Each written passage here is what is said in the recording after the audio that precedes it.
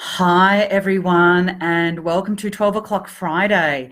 Now, I'm going to be looking a little bit odd because I'm doing this live on Instagram and on Facebook Live. So that's why I'll be looking across to try and give all our viewers that I've got a little bit of eye contact with all of you. So firstly, welcome to Friday. It's nice and hot here in Melbourne today, and I apologise for the Instagram viewers because I keep going off the screen a little bit.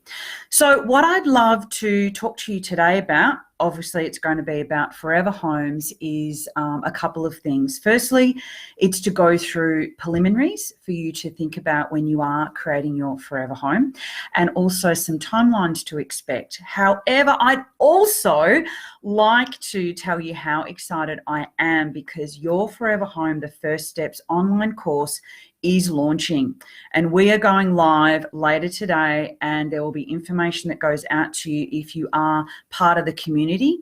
And there's an awesome launch special that I'm going to go through a little bit later because that's only for a very limited time, and there are bonuses in there that are really, really worthwhile and going to save you hundreds of dollars. Firstly, let me go through the preliminaries, but I am a little bit excited. I'm a little bit nervous, you can probably tell. There's always technology issues and so forth to get through that we've been working really hard with, and but you know, it's really exciting today. Hi, Kirsty, thanks for joining in. So firstly, with regards to preliminaries, when you're going to be, looking at your forever home and creating that forever home, I think one of the first things you need to go through with, yourself, but also whoever else is going to be enjoying the home that you're going to create. So that's not only your partner, but also your children, unless, they're one or two. So you need to go over, what do you actually want from not only the home but your lifestyle, because that's really going to impact the location you're going to be in and also the sort of site and land that you'd like to create. Hi, Miranda, thanks for joining. Make sure that you're thinking about not just, how many bedrooms you need and whether you want a butler's pantry and all, I suppose, the exciting stuff about creating a home, but think about what's the lifestyle you're trying to create. Is it that you want to be able to grow your own veggies? Is it you want to be more sustainable? Is it that you'd like lots of land and you really want to get out of the suburbs and, you want to be able to have maybe a hobby farm, or you want to be able to work from home? Think about the lifestyle, because for me, the forever home is not just about the house itself. It really is about creating this life and lifestyle that you want to create for your family, as well as for yourself. And I know that, as I've evolved, particularly over the last 10 years after coming back from Australia, those priorities for me have changed, and the sorts of lifestyle that I'd like to create for my family has definitely changed over time. And so that really is creating a footprint for what we're trying to create with our forever home. And that then also leads to budget. So, for example, if there's a particular location that you're after and all the local amenities that you need to think about, and as you can imagine, what I'm talking about in terms of preliminaries, when we haven't even got to the home design yet, we're really looking at right at the start, what do you need to think about? And so location comes into that, and it might be around your local amenities. Do you want to be able to walk to school? Does driving to school not worry you? Do you want to be, and I'll say this quite lighthearted, but do you want to be mum's taxi? In terms of, public transport is not as important to you, you're happy to sort of drive your kids to the station or drive your kids around? Or is that the absolute opposite of what you're after and you really want to be able to have your kids being independent? There's transport close by that they don't need to be reliant on you to get to where they want to go, be that school when they're older, high school, after school activities and the like. But what sort of local amenities are you after? Are there certain key things that you want, i.e. you want to be able to walk to cafes and the supermarket, or are you happy to drive 10 or 15 minutes to those things? They are going to impact the location that you choose. And then your budget comes into it. You might be wanting to live in a location that may be out of your means. It may be a little bit more expensive than what you can afford. So that's when you start looking at maybe I call them bridesmaid suburbs, and that is suburbs or areas that are on the periphery of where you're ideally wanting to be that are a little bit more affordable. And what often happens is those bridesmaid suburbs or locations, located really close to hotspots, then end up becoming hotspots themselves, but it may just take a little bit longer. So you're still going to be able to use the amenities of those particular hotspots. You may have to drive to them initially, but then it may be that bridesmaid suburb, that growth actually outstrips the hotspot suburb, and then you can afford to move back in. So think about those things too. And then you need to think about your land and your site in terms of how big you want that site to be. What does that site, how does that site need to serve you? Do you want a pool? Is there a lush garden? Do you want to have an orchard, fruit trees, all those sorts of things? Do you need to have space for kids things like, a trampoline, or you want to have a chook house, or is there a cubby house? Do you want to have a if you're moving out, do you want to have provision for a couple of farm animals, maybe a sheep and a cow? There's all the sorts of things that you need to think about in regards to your site. Do you need a big workshop or office? Do you need lots and lots of garage space? Do we need a man shed out the back? All these sorts of things will determine what sort of site you need. And then it's thinking about the council regs. So again, I'm not even thinking about the house yet. You need to think about, what you want in that house and what you need in that house. So there's very much a need over a want perspective. And then it's looking at all those other things which then lead to your council regulations and what they may have in terms of regulations that may enable you to do what you really would like to do, or there may be restrictions in terms of ideally what you'd like to achieve. So you need to look into that too. One of the key things that I see people forget to do, and that's really in suburban areas, is look up what the strategic plans are for the local area. That may impact how you foresee the ideal location in terms of they may be having a big priority on high density living, or they may have a big priority on the way the shopping strip's going to be, and that might not be in line with how you'd ideally like to live. So definitely have a look at the strategic plans over the next 10 years in what's going to happen in your local area, but also before you actually buy a piece of land or a site that you anticipate being on, whether it's something to renovate or you're going to create a new home there, is have a look at what's going on around you from a neighbour's perspective. Are you going to be built out? Are you going to have overlooking issues? Is there an opportunity for someone else to actually go in and develop adjoining properties that's going to affect your light? It's going to affect, the privacy that you have on your land. So make sure you're looking at those things too. I wanted to touch on timelines as well, and I suppose to not to hit the notion on the head, but create some realistic expectations around what you can expect from your timelines.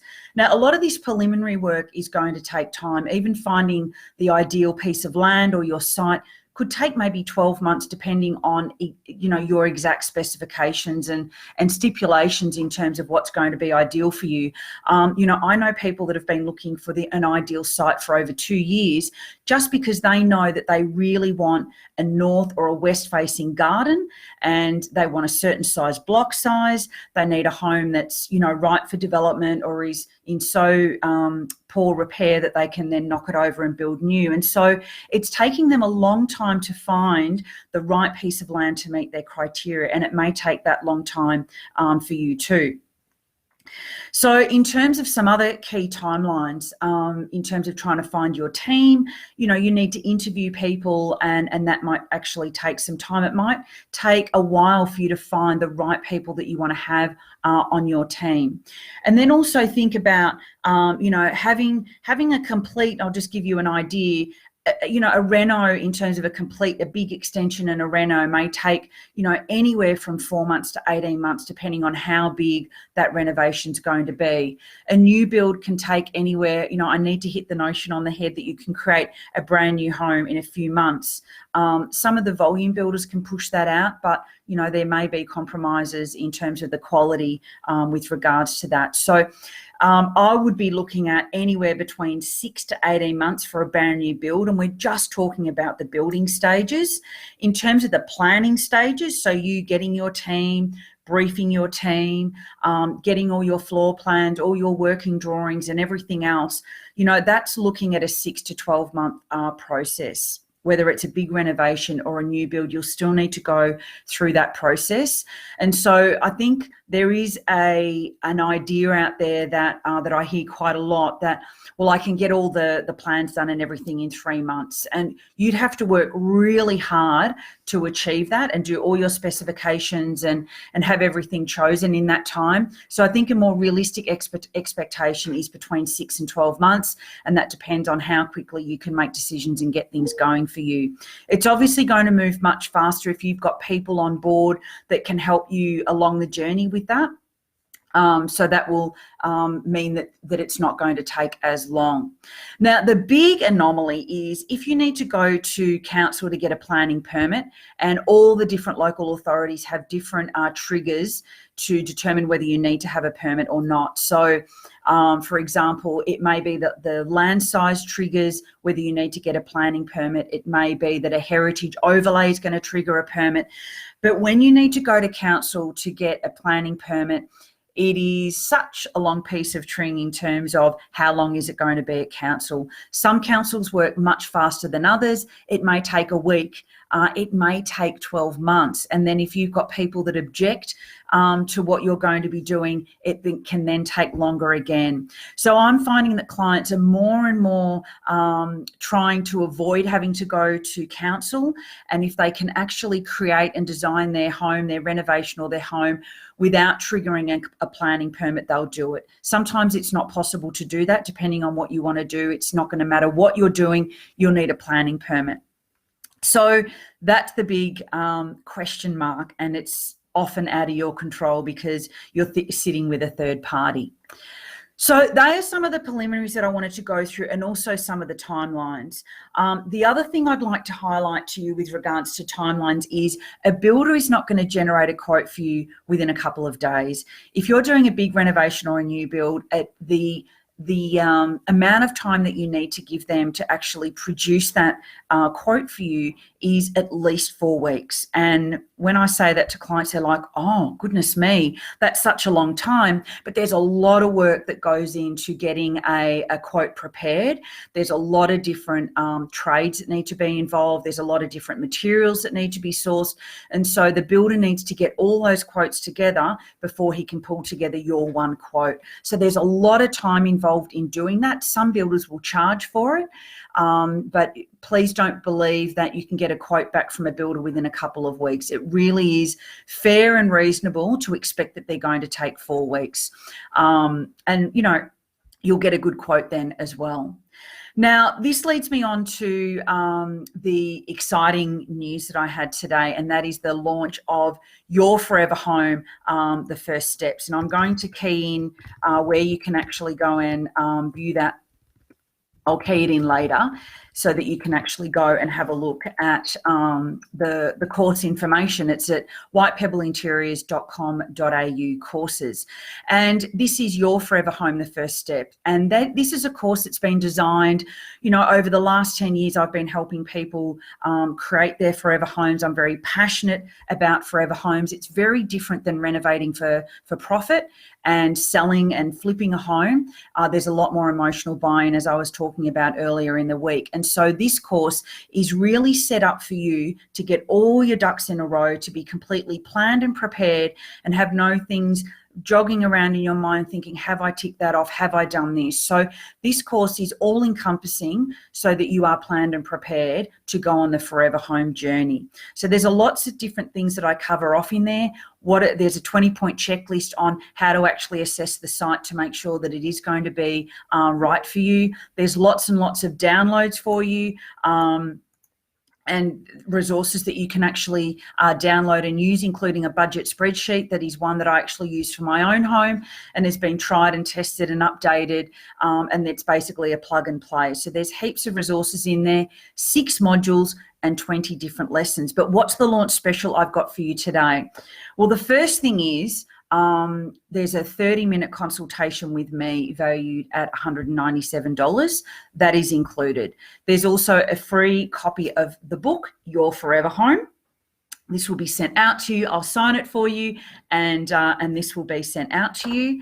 And there's also a bonus module which is basically going through the difference between a custom build and a volume builder. So for the likes of, some of these big volume builders that you can basically just buy a floor plan and they will build it for you. What's the difference between that and going down a custom build? And so that module actually goes through that in quite a lot of detail so that you can really understand and make a decision about which route may be better for you. And sometimes the volume builder does actually suit people better than going through a custom build phase, but that module actually goes through the advantages and disadvantages and what you can expect from both.